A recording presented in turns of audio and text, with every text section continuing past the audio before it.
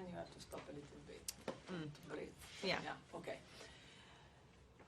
Ciao, Kristen. Ciao. Siamo happy to see you with your ponytail. Okay, listen, Kristen. Bella's character comes from, I mean, I started at the beginning, she was such a naive young girl, not knowing anything about life, and now she's a woman. And it happens a little bit also to you. You are growing with this character. Of course, you are not a mother, you are not, thank God you are not killed, but there are moments in which you identify with Bella, and where? I think I can really identify with being a very gut-oriented person, and sometimes not knowing why you feel a certain way until a little while after. I think she follows her emotions, but she's not silly about it. I mean, she's intuitive. I think I can relate to being filled with a sort of almost baseless conviction, and then putting the pieces together, why I feel this way, and going, all right, I figured it out, this is it. And that's how my mind works. Like, I usually feel before I've articulated exactly why. And she does seem naive and silly, but I actually think that she knew herself from the word go. And it was just about figuring out how it all fits together. Do you know what I mean? And in this, it finally does. Everything works very well, and she really becomes that sort of matriarch, you know? I mean, she's like in a position to carry a lot of weight, because she's strong, she's a machine. I mean, she's never silly, I agree with you. She's young, she was young, teenagers have this kind of, but anyway.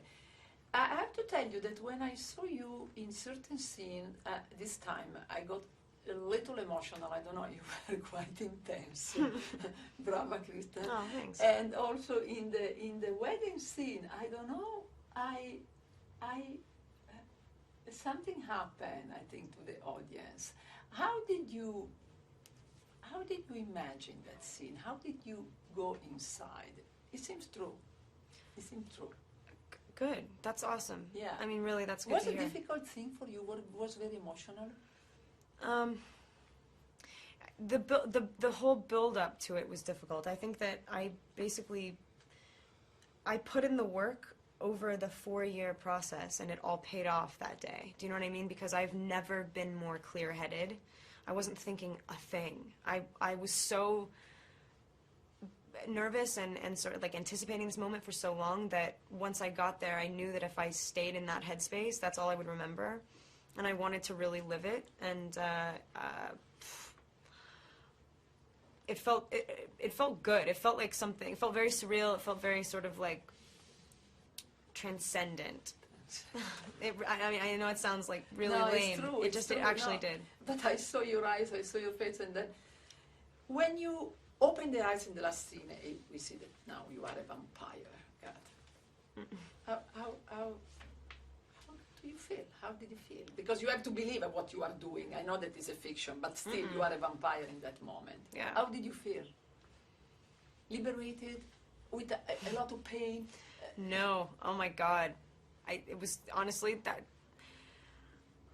like that moment. I mean, as soon as those eyes open, it is. She was born. I mean, literally born to be. She's the best vampire in the series. I mean, she thrives instantly. I mean, it's so difficult for all the other vampires to make the transition. It's every step of the way. The way Stephanie introduced her into this new life, I mean, like, whether she's aware of it or not, every little thing, every step that was easier, and it totally sums up why this journey has been so difficult and why it's worth it. Because she was born to do this. So when I opened my eyes, literally, I was just like, so ready to breathe. You know what I mean? Yeah. Oh my God. Let me ask you the classic question that everybody wants. How do you keep private your private life? You just do. So you don't go out, you don't do anything. What? No, socially or something like that? No, I don't change any aspect of my life. I just don't talk about it like it's important to other people. I mean, I don't talk about it as if it's like something to sell. I mean, I don't change anything. I make no like concessions. I don't give anything up. I just don't really like talking about it. It makes me uncomfortable. I feel like it's gross. It's not the right thing to do. A short question. You are a vampire, and of course you start a new life. Do you believe in the after-death new life? Oh, man. I thought about that, and then you live forever there. Right. And then I started. Honestly, that is like the heaviest question ever asked in a press junket. I honestly,